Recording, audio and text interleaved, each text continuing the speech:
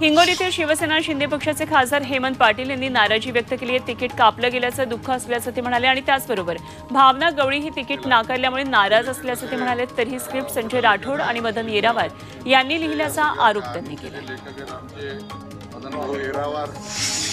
यवतमाळ वाशीमधून शिवसेना शिंदे गटाकडून राजश्री पाटील यांचा अर्ज भरण्यात आला आणि यावेळी प्रचारसभेमध्ये बोलताना मुख्यमंत्री एकनाथ शिंदे यांनी विद्यमान खासदार भावना गवळी यांचं माहितीमध्ये पुनर्वसन करण्यात येईल असं आश्वासन दिलं।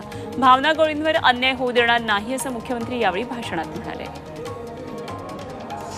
रत्नागिरी सिंधुदुर्गवर शिवसेनेचाच दावा असल्याचं शिवसेना शिंदे पक्षाचे आमदार उदय सामंत यांनी म्हटलंय।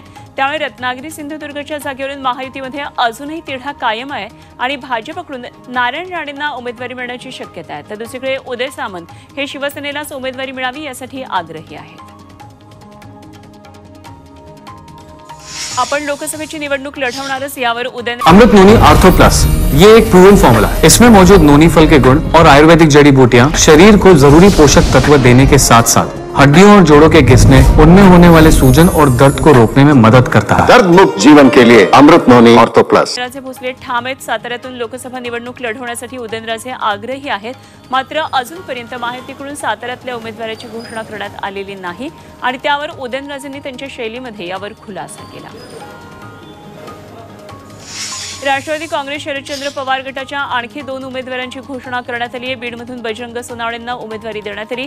भिवंडीमधून सुरेश उर्फ बाळामामा म्हात्रेंना उमेदवारी जाहीर झाली आहे। शरद पवार पक्षाकडून आतापर्यंत 7 उमेदवार जाहीर करण्यात आले आहेत।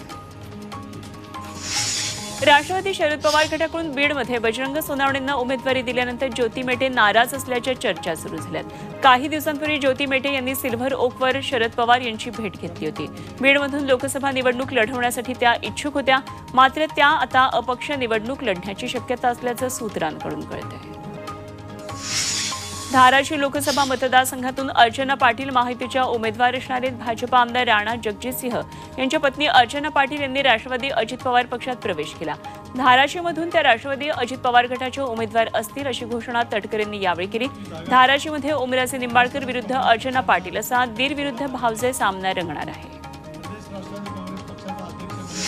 हिंगोली लोकसभा मतदारसंघात महायुतीत बंडखोरी झाली आहे। भाजपचे रामदास पाटील आणि शिवाजी जाधव या 2 पदाधिकाऱ्यांनी कोहीकरांविरोधात उमेदवारी अर्ज भरलाय।